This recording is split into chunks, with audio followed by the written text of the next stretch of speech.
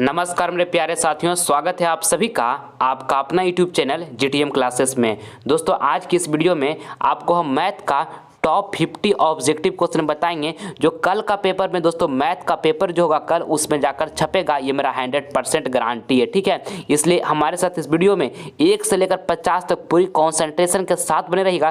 प्रत्येक प्रश्न को आपको मैं काफ़ी शानदार तरीके से समझाऊंगा कि एक बार में आपका माइंड में फिट हो जाएगा, ठीक है। बस आपको करना क्या है कि वीडियो को पूरी कॉन्सेंट्रेशन के साथ देखना है, ठीक है। ये 50 ऑब्जेक्टिव क्वेश्चन जो है आपका कल का पेपर जो होने वाला है मैथ का, उसके लिए काफ़ी महत्वपूर्ण है। इसलिए बाबू इस वीडियो को शुरू से लेकर अंत तक जरूर देख लीजिएगा, एक प्रश्न भी स्किप नहीं कीजिएगा। इसमें से बहुत सारे प्रश्न सेम टू सेम आपका पेपर में लड़ेगा, ये मेरा 100% गारंटी है, ठीक है। तो फिर आइए हम वीडियो का स्टार्ट करते हैं। देखिए पहला प्रश्न, किसी घटना की प्रायिकता का अधिकतम मान है। दोस्तों काफी महत्वपूर्ण प्रश्न, ये प्रश्न आपको बताना है कि किसी घटना की प्रायिकता का अधिकतम मान है तो 1 होता है अधिकतम मान किसी प्रायिकता का। ऑप्शन नंबर यहाँ पे जो हमारा बी होगा जो बिल्कुल करेक्ट आंसर हो जाएगा। आप इसको अच्छे तरीके से याद रखिएगा। चलिए अगला प्रश्न हम देखते हैं। दूसरा नंबर कहता है वृत्त की सबसे बड़ी जीवा होती है। आपको बताना कि वृत्त की सबसे बड़ी जीवा होती है तो व्यास होती है। ऑप्शन नंबर यहाँ पे जो सी होगा हमारा बिल्कुल करेक्ट आंसर हो जाएगा। आप इसको याद रखिएगा। चलिए अगला प्रश्न हम देखते हैं। तीसरा नंबर कहता है कि यदि थीटा इक्वल टू 90 डिग्री तो sine theta minus cos theta equal to भार। दोस्तों काफी महत्वपूर्ण प्रश्न है ये। तीसरा नंबर आपके बोर्ड एग्जाम के लिए। देखिए आपको थीटा बराबर 90 डिग्री दे दिया है और आपको sine theta minus cos theta equal to भाट आपको बताना है, ठीक है।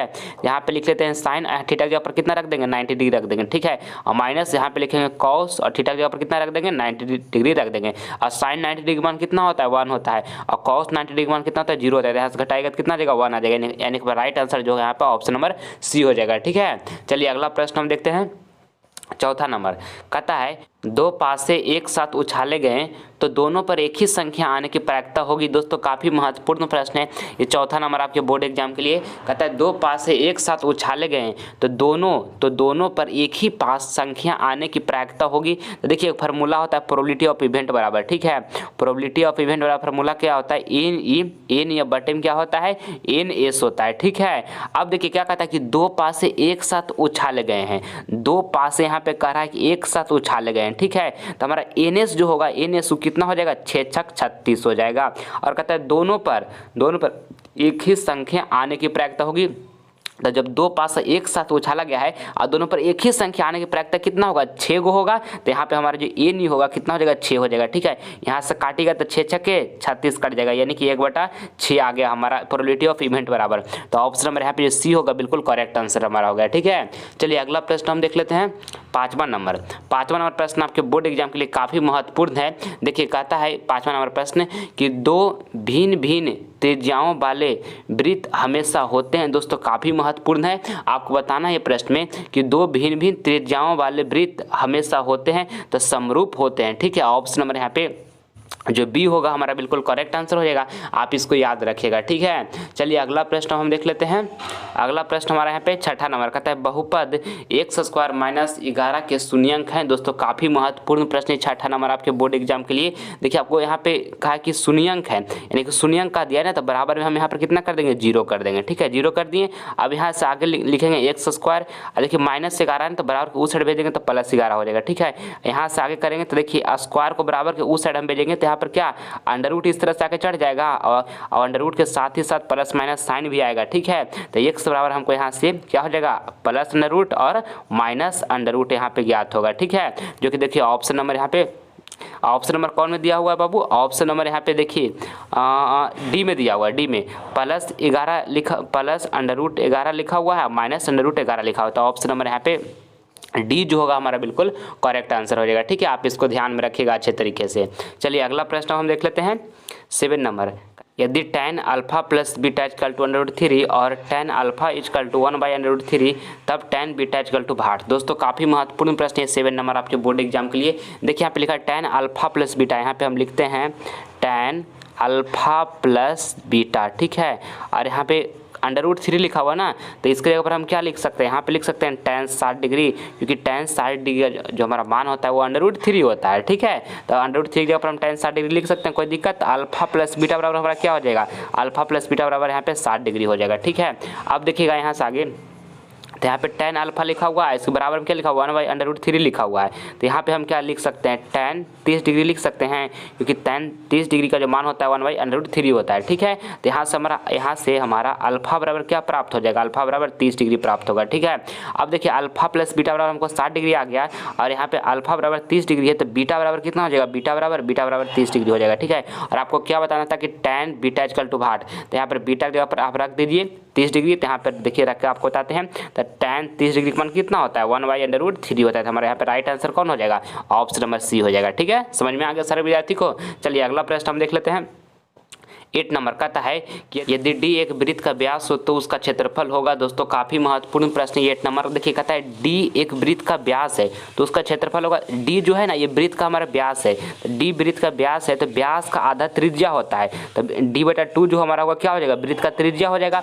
और यहाँ पर वृत्त का जो हमारा क्षेत्रफल का सूत्र होता है वो क्या होता है, πr² होता है। ठीक है, अब यहाँ से पाई लिख लेंगे, और यहाँ पे dr² करना है ना, तो हमारा r कितना है, d/2 है, तो यहाँ पे d/2 का हम इस तरह से स्क्वायर कर लेंगे। ठीक है, तो यहाँ पे पाई लिख देंगे, यहाँ पे d² इस तरह से हो जाएगा, और यहाँ पे 2 का स्क्वायर कितना हो जाएगा, 4 हो जाएगा, यानी कि पाई और इंटू d² और बाई में 4 हो जाएगा, जो कि देखिए ऑप्शन नंबर यहाँ पे डी में दिया हुआ है। ठीक है, तो ऑप्शन नंबर डी यहाँ पे बिल्कुल करेक्ट आंसर हमारा हो गया। चलिए अगला प्रश्न हम देख लेते हैं। 9 नंबर कहता है कि यदि किसी बारंबारता सारणी का माध्य 8.9 एवं माध्यिका 9 हो तो बहुलक होगा। दोस्तों काफ़ी महत्वपूर्ण प्रश्न है, आपको बहुलक इसमें निकालना है। बहुलक को हम इंग्लिश में क्या बोलते हैं, मोड बोलते हैं। तो मोड बराबर हमारा फार्मूला जो होता है वो क्या होता है, 3 माध्यिका, क्या होता है फार्मूला, 3 माध्यिका और माइनस में क्या होता है, माइनस में होता है 2 माध्य। ठीक है, ये फार्मूला को आप याद रखिएगा, काफ़ी महत्वपूर्ण है। ठीक है, अब हमको यहाँ से मोड निकालना है, तो यहाँ पे 3 लिखेंगे। माध्यिका कितना है, माध्यिका देखिए हमारा 9 है, तो यहाँ पे इंटू में क्या कर देंगे, 9 कर देंगे, माइनस यहाँ पे 2 लिखेंगे। अब माध्य कितना है, तो 8.9 है, तो यहाँ पे हम लिख देते हैं इंटू में 8.9। ठीक है, यहाँ तक समझ गए। अब यहाँ से आगे क्या करना है, यहाँ से m बराबर निकालेंगे, यहाँ पर गुना की जगह कितना हो जाएगा, 9 तिया के 27 हो जाएगा। ठीक है, यहाँ से माइनस कीजिएगा, और यहाँ पर गुना की जगह कितना हो जाएगा, 9 दूनी के 18 के 8 हो जाएगा, हाथ में कितना रहा, 1 रहेगा, 8 दूनी 16, 16 1 कितना हो जाएगा, 17, यहाँ पे पॉइंट बैठ जाएगा। ठीक है, और यहाँ से घटा लीजिएगा, 27 माइनस 17.8 की जगह कितना आ जाएगा, 9.2 आ जाएगा। ठीक है, जो कि देखिए हमारा यहाँ पे ऑप्शन नंबर सी में दिया हुआ है, तो ऑप्शन नंबर सी हमारा यहाँ पे बिल्कुल करेक्ट आंसर हो गया। ठीक है, सारे विद्यार्थियों के प्रश्न समझ में आ गया, कोई दिक्कत इसमें। चलिए आगे बढ़ते हैं। अब हम 10वां नंबर प्रश्न देखिएगा, कहता है कि b² - 4ac को क्या कहा जाता है। दोस्तों काफ़ी महत्वपूर्ण प्रश्न, 10वां नंबर प्रश्न आपके बोर्ड एग्जाम के लिए। कहता है b² - 4ac को क्या कहा जाता है, तो विभक्तकर कहा जाता है। ठीक है, आप इसको याद रखिएगा, ऑप्शन नंबर यहाँ पे बी जो होगा हमारा बिल्कुल करेक्ट आंसर हो जाएगा। ठीक है, चलिए अगला प्रश्न हम देख लेते हैं। 11 नंबर कहता है पाई क्या है। दोस्तों काफ़ी महत्वपूर्ण प्रश्न है ये 11 नंबर प्रश्न। आपको बताना है कि पाई क्या है, तो पाई जो है एक अपरिमेय संख्या है। ठीक है, एक अपरिमेय संख्या है, ऑप्शन नंबर यहाँ पर बी जो होगा बिल्कुल करेक्ट आंसर हो जाएगा। आपको इसको अच्छे तरीके से याद रखना है। ठीक है, चलिए अगला प्रश्न हम देख लेते हैं। 12 नंबर कहता है सअभाज्य संख्याओं का मसा होता है। दोस्तों काफ़ी महत्वपूर्ण प्रश्न है 12 नंबर आपके बोर्ड एग्जाम के लिए। कहता है सअभाज्य संख्याओं का मसा होता है, तो एक होता है बाबू, आप इसको याद रखिएगा।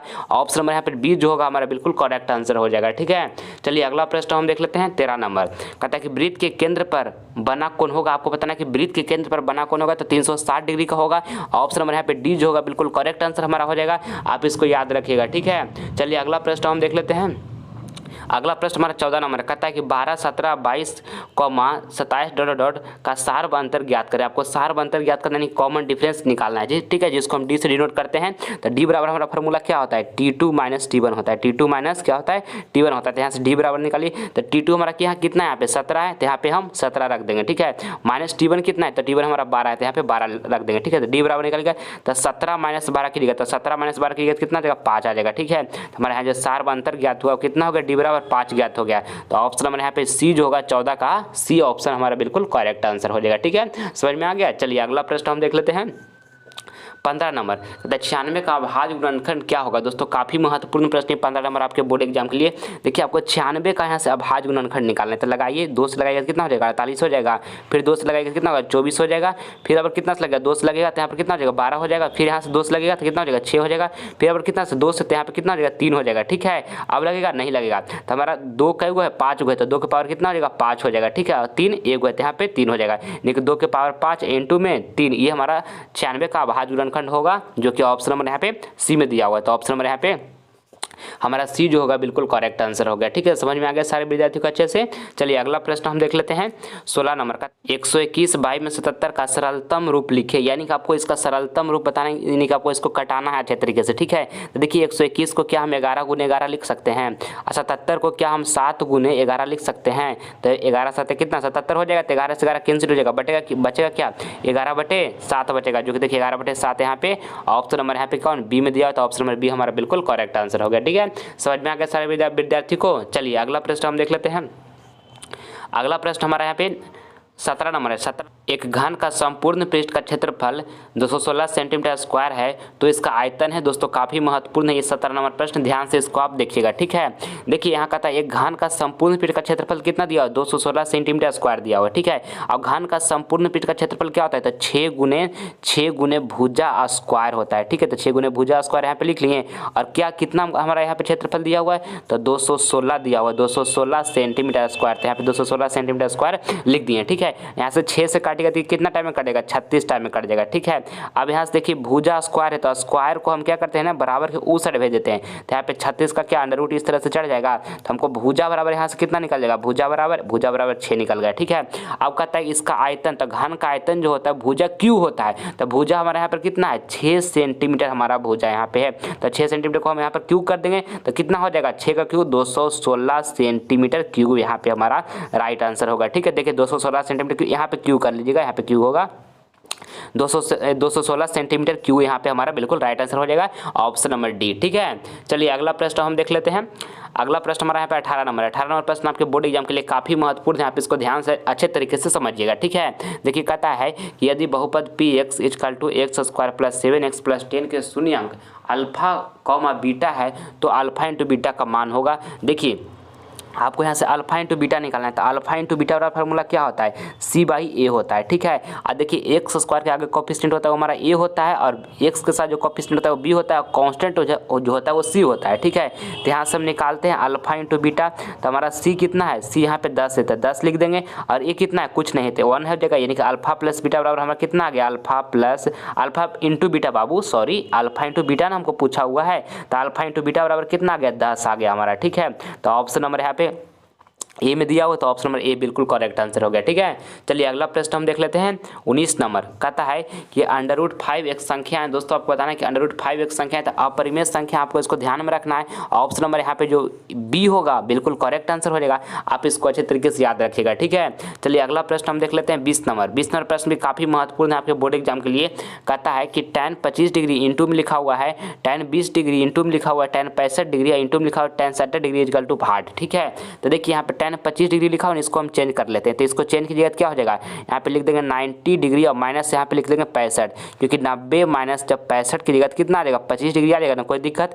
यहाँ पे देखिए और फिर यहाँ तक लिख दिए ना, और फिर इसके बाद देखिए इसको यहाँ से चेंज करेंगे, तो यहाँ पर क्या हो जाएगा tan 90 माइनस थीटा क्या होता है cot थीटा होता है, और थीटा के ऊपर कितना 65 डिग्री, तो यहाँ पर 65 डिग्री लिख देंगे, यानी कि यहाँ पर tan 25 डिग्री को हम चेंज करके कितना ले रहे हैं cot 65 डिग्री, और cot 65 tan 65 दोनों मिलकर कितना हो जाएगा 1 हो जाएगा। ठीक है, उसी तरह से यहाँ पर tan 20 डिग्री को भी चेंज करिएगा, तो tan 20 डिग्री को चेंज कीजिएगा, और यहाँ पे पहले से क्या रहेगा tan 70 रहेगा, तो ये दोनों भी मिलकर कितना हो जाएगा 1 हो जाएगा, 1 × 1 कितना हो जाएगा 1 हो जाएगा। ठीक है, क्योंकि सब गुना में है, तो ऑप्शन नंबर यहाँ पे जो बी होगा बिल्कुल करेक्ट आंसर हो जाएगा। ठीक है, समझ गए। चलिए अगला प्रश्न हम देख लेते हैं।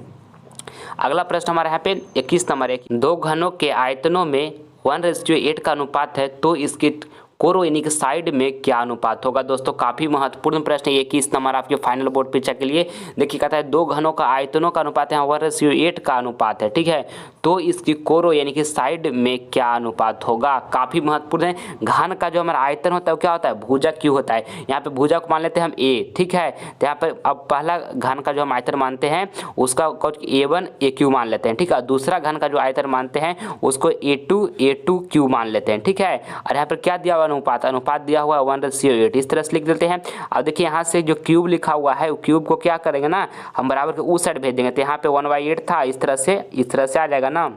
अब देखिएगा यहाँ से पहला A1 हो जाएगा, दूसरा क्या A2 हो जाएगा, और यहाँ पर 1 का क्यू, यहाँ पे एक घनमूल कितना हो जाएगा, 1 ही रह जाएगा। 8 का घनमूल कितना हो जाएगा, 2 हो जाएगा। यानी कि हमारा इसका साइड का घन का जो साइड का अनुपात आ गया कितना का 1:2 आ गया। तो ऑप्शन नंबर यहाँ पे सी जो होगा बिल्कुल करेक्ट आंसर हो जाएगा। ठीक है, चलिए अगला प्रश्न हम देख लेते हैं। 22 नंबर कहता है कि वृत्त पर कितनी स्पर्श रेखाएं खींची जा सकती है। दोस्तों काफी महत्वपूर्ण है, इस तरह के 2 प्रश्न बिहार बोर्ड प्रत्येक साल पूछता है। ठीक है, पिछले साल यानी कि 2021 में भी पूछा था दोस्तों, 2022 बोर्ड के पेपर में आएगा, मेरा 100% गारंटी। इसलिए इस प्रश्न को आप ध्यान से अच्छे तरीके से समझिएगा। देखिए क्या कहता है कि वृत्त पर कितनी स्पर्श रेखाएं खींची जा सकती है। देखिए वृत्त इस प्रकार हमारा होता है ना बाबू, और इस पर कितना स्पर्श रेखा खींचा जाएगा, इस तरह से। देखिए इस तरह से हमारा स्पर्श रेखा इस पर कितना खींचा जाएगा, तो अनंत खींचा जाएगा। ठीक है, ऑप्शन नंबर यहाँ पे डी जो होगा बिल्कुल हमारा करेक्ट आंसर हो जाएगा। ठीक है, और इसी तरह का प्रश्न एक और रहता है। देखिए 23 नंबर उसी तरह का प्रश्न है।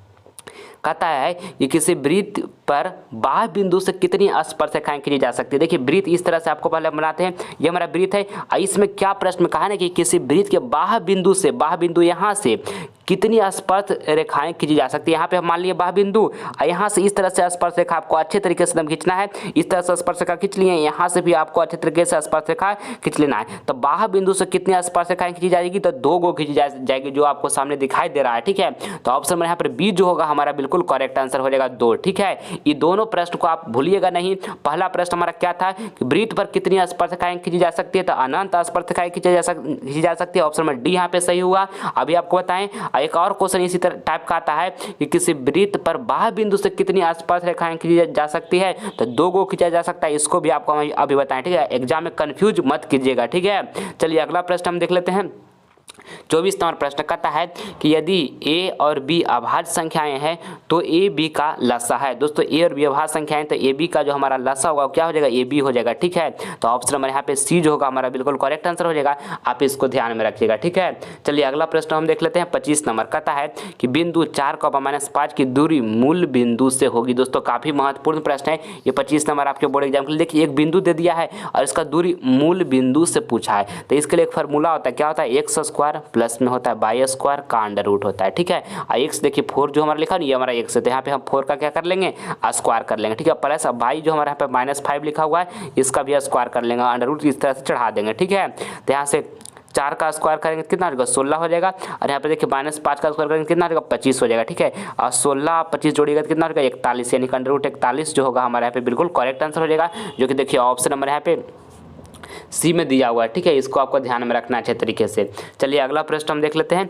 26 नंबर कहता है कि संख्या 2 दशमलव लिखा हुआ है, लिखा हुआ संख्या 2.1311 इसी तरह से बढ़ते जा रहा है। तो दोस्तों ये जो हमारा एक अपरिमेय संख्या है, ऑप्शन नंबर यहाँ पे जो सी होगा बिल्कुल करेक्ट आंसर हो जाएगा। आप इसको अच्छे तरीके से याद रखिएगा, ये हमारा क्या है, अपरिमेय संख्या है। तो ऑप्शन नंबर सी यहाँ पे बिल्कुल करेक्ट हो गया। ठीक है, चलिए अगला प्रश्न हम देख लेते हैं। 27 नंबर कहता है, और मेरे प्यारे साथियों इस वीडियो के माध्यम से जो आपको हम 50 ऑब्जेक्टिव क्वेश्चन बता रहे हैं आपके फाइनल बोर्ड पे चलिए, कल का जो आपका पेपर होने वाला है मैथ में, ये 50 में से बहुत सारे प्रश्न जो होंगे पेपर में सेम टू सेम लड़ेगा, ये मेरा 100% गारंटी है। इसलिए इस वीडियो में आप शुरू से लेकर अंत तक पूरी कंसंट्रेशन के साथ बने रहिएगा, एक भी प्रश्न आप स्किप नहीं कीजिएगा। ठीक है, आपको एक भी प्रश्न मैथ में कल नहीं छूटेगा, ये मेरा गारंटी है। वीडियो को पूरी कंसंट्रेशन के साथ देखिएगा आप। ठीक है, चलिए देखिएगा 27 नंबर प्रश्न कहता है, लिखा हुआ है पर कॉसेक 90 माइनस थीटा और इंटू में लिखा हुआ है साइन 90 माइनस थीटा किसके बराबर है।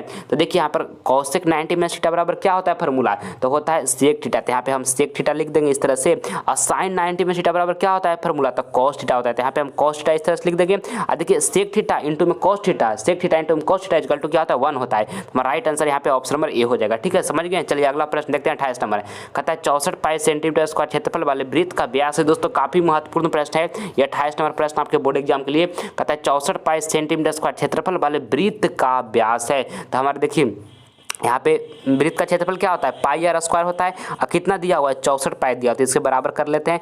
पाई से पाई कैंसिल हो जाएगा, यहाँ पे आर स्क्वायर था ना, तो स्क्वायर को बराबर के उस साइड भेजेंगे, तो यहाँ पे अंडर रूट इस तरह चढ़ जाएगा। तो आर बराबर यहाँ से निकालेंगे तो 64 का यहाँ पे वर्गमूल कितना हो जाएगा, 8 हो जाएगा। ठीक है, तो हमको यहाँ से रेडियस कितना निकल कर 8 आ गया। ठीक है, तो देखिए आपको वृत्त का व्यास बताया ना, तो रेडियस का जो दोगुना होता है वो हमारा डायमीटर होता है। कहने का मतलब रेडियस अगर जो हमारा 8 है तो डायमीटर कितना हो जाएगा, 16 सेंटीमीटर हो जाएगा। यानी कि व्यास हमारा कितना हो गया, 16 सेंटीमीटर हो गया। तो ऑप्शन नंबर यहाँ पे बी होगा बिल्कुल करेक्ट आंसर हमारा हो जाएगा। ठीक है, चलिए अगला प्रश्न हम देख लेते हैं।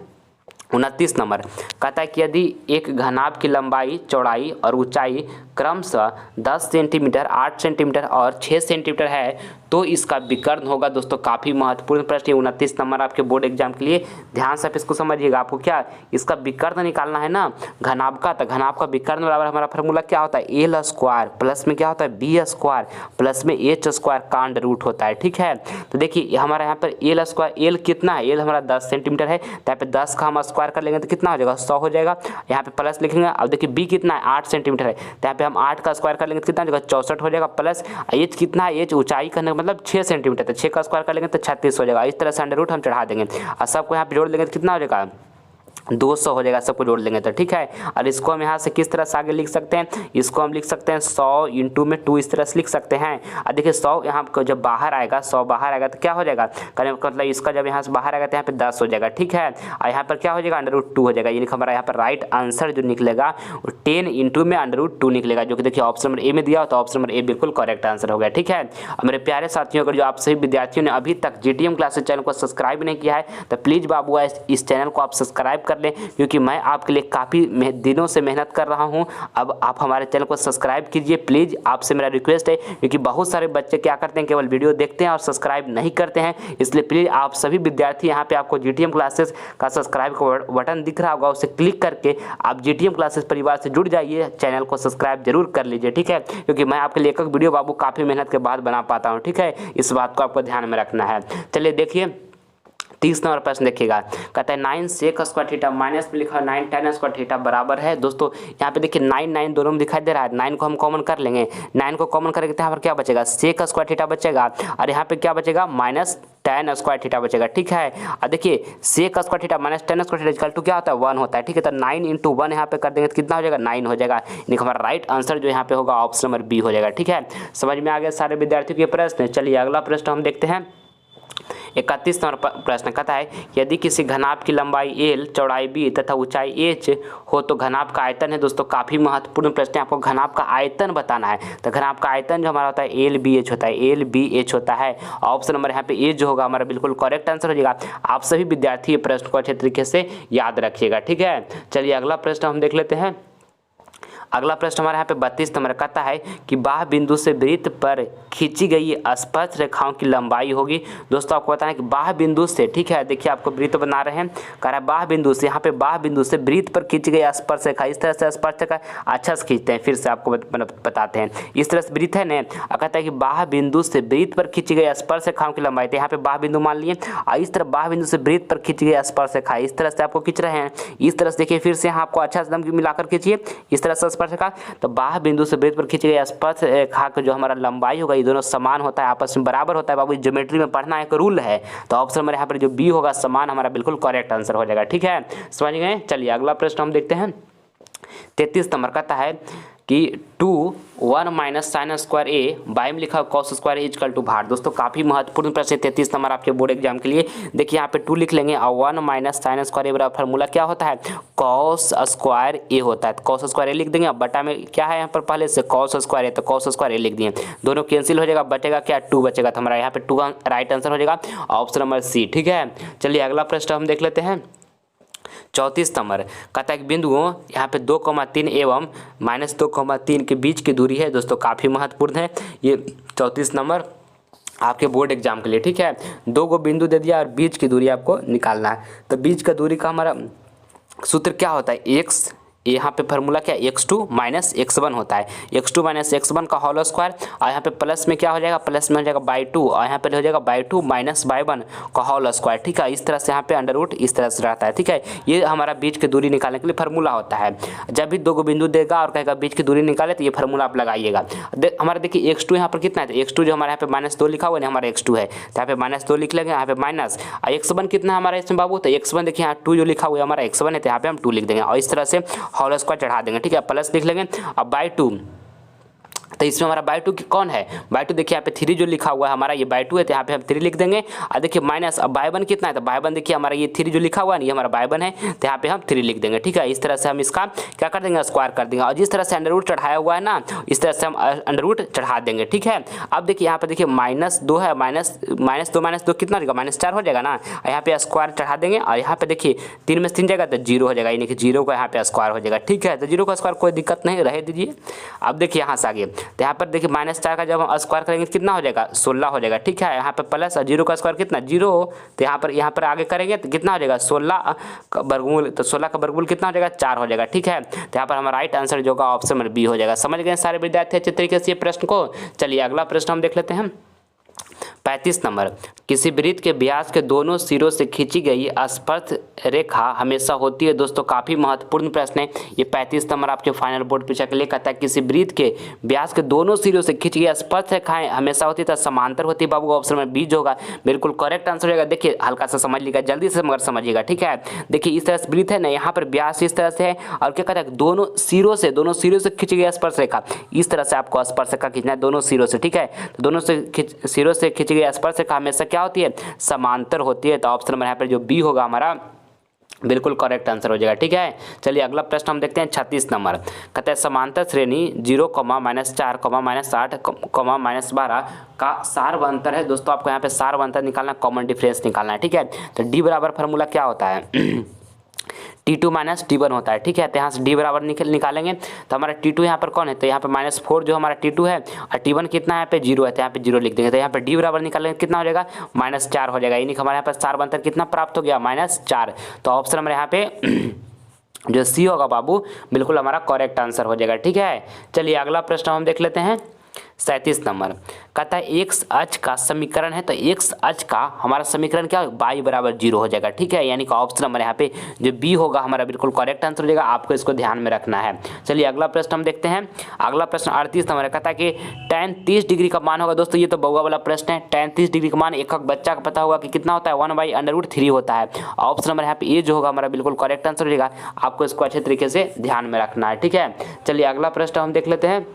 39 नंबर कहता है कि अर्धवृत्त के व्यास के द्वारा परिधि पर बना कोण होता है। दोस्तों ये भी प्रश्न काफी महत्वपूर्ण है। देखिए समझ लीजिएगा थोड़ा सा, इस तरह से होता है ना अर्धवृत्त हमारा ये मान लीजिए हमारा अर्धवृत्त है। ठीक है, अब क्या कहता है कि अर्धवृत्त के व्यास के द्वारा, ये व्यास जो हमारा है व्यास के द्वारा परिधि पर बना कोण जो होगा, परिधि पर ये बना कोण जो होगा वो कितना डिग्री का होगा, तो 90 डिग्री का होगा। ठीक है, ऑप्शन में यहाँ पर बी जो होगा बिल्कुल करेक्ट आंसर हमारा हो जाएगा।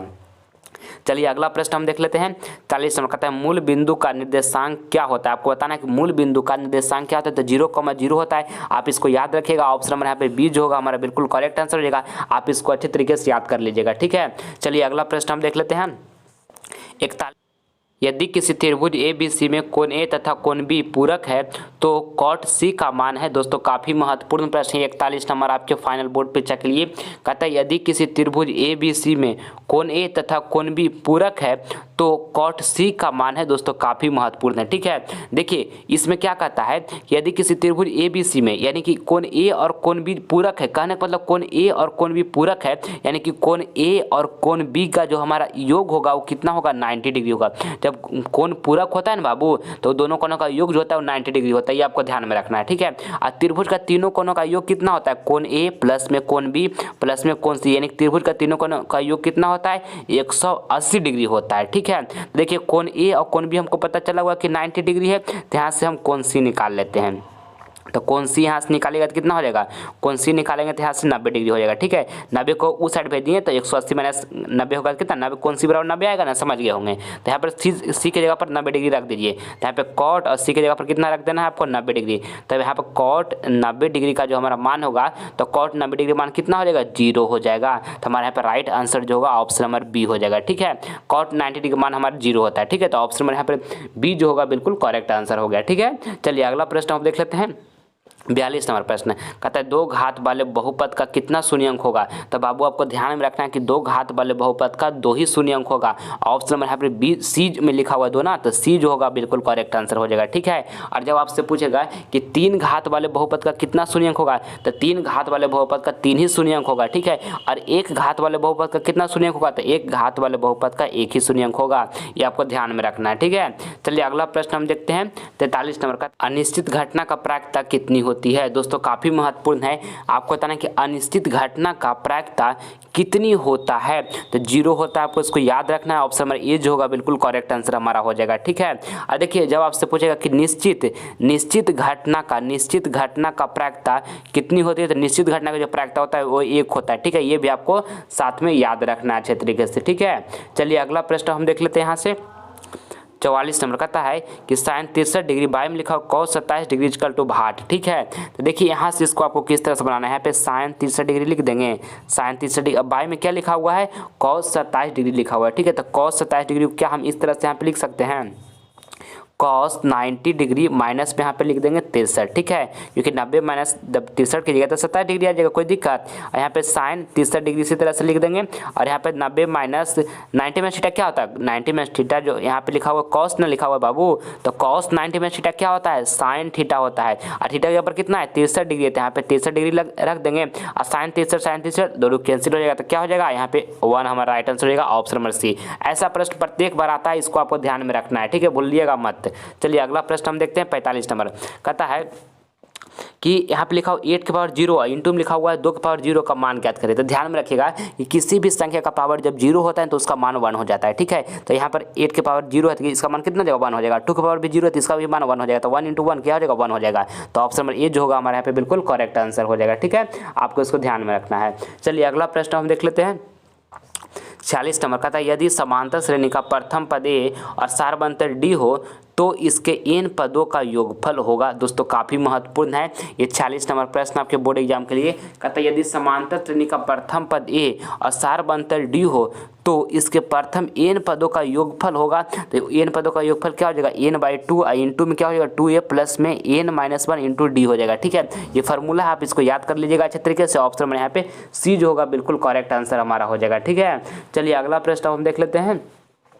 अगला प्रश्न यहाँ पे 47 नंबर है। कहता है किसी वृत्त के व्यास के दोनों सिरों से खींची गई स्पर्शरेखा मापती। ये प्रश्न आपको पहले हम बताए हैं इसलिए इसका आंसर नहीं बताएंगे। सारा विद्यार्थी इसका कमेंट बॉक्स में जवाब देंगे कि इसका राइट आंसर क्या होगा। ठीक है। चलिए अगला प्रश्न हम देख लेते हैं।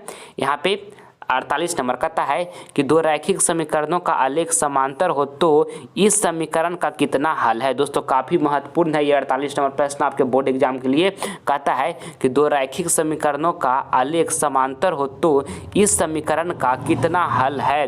तो दोस्तों एक भी हल नहीं होगा। ठीक है। एक भी हल नहीं होगा। ऑप्शन नंबर यहाँ पे सी होगा हमारा बिल्कुल करेक्ट आंसर हो जाएगा। आपको इसको अच्छे तरीके से ध्यान में रखना है। ठीक है। चलिए अगला प्रश्न हम देख लेते हैं। यहाँ पे 48 का सी जो होगा बिल्कुल करेक्ट आंसर हुआ। ठीक है।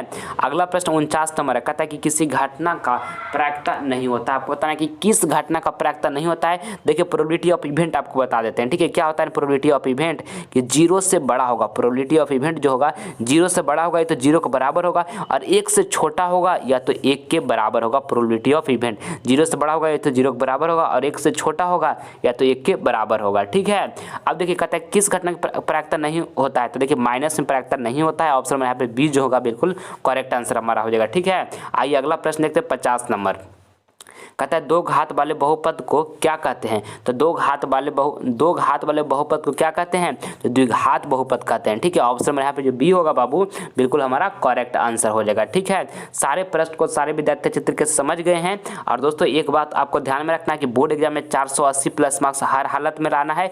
एकदम इस टारगेट को जो हम फिक्स किए इसको अचीव करके छोड़ना है। हिम्मत नहीं हारना है बाबू। हमारा तैयारी में दिक्कत है। हम 2022 बोर्ड में कैसा प्रदर्शन होगा, कल हमारा एग्जाम है। डरना नहीं बाबू, अपने यहाँ पर हिम्मत रखना है, अपने यहाँ पर कॉन्फिडेंस रखना है। पूरी आत्मविश्वास और कॉन्फिडेंस के साथ जाइए एग्जाम में। डरने की कोई बात नहीं। आप जब 1 साल पूरे अच्छे तरीके से पढ़े हैं तो डरने की कोई बात नहीं। जितना पढ़े उन सभी पॉइंट को बार बार रिवीजन कीजिए। आपका माता पिता का आशीर्वाद आपके साथ है, आपका गुरु का आशीर्वाद आपके साथ है, हमारा आशीर्वाद भी आपके साथ बना रहेगा बाबू। इसलिए डरिएगा मत। एग्जाम में जितना आप पढ़े उसको बेस्ट परफॉर्मेंस कीजिएगा। और अगर जो हम सब्जेक्टिव क्वेश्चन नहीं देखें तो डिस्क्रिप्शन में आपको लिंक मिल जाएगा सब्जेक्टिव क्वेश्चन का, जिसमें हम आपको मैथ का अधिकांश प्रश्न आपको हम बता दिए हैं जो 2022 मीडिया में आएगा पेपर में, ठीक है। इसलिए एग्जाम देने से पहले बाबू एक बार जरूर उसे आप देख लीजिए पहले, अभी आपके पास समय है, ठीक है। एक बार देख लीजिए, इसके बाद ही आप एग्जाम देने के लिए जाइएगा। आपको उस वीडियो के माध्यम से काफ़ी कुछ मदद मिलेगा फाइनल बोर्ड परीक्षा में, ठीक है। और अगर जो इस वीडियो के माध्यम से आपको कुछ सीखने को मिला है तो इस वीडियो को दिल से आप लाइक करें और ज़्यादा से ज़्यादा इस वीडियो को अपने फ्रेंड के पास भी शेयर करें,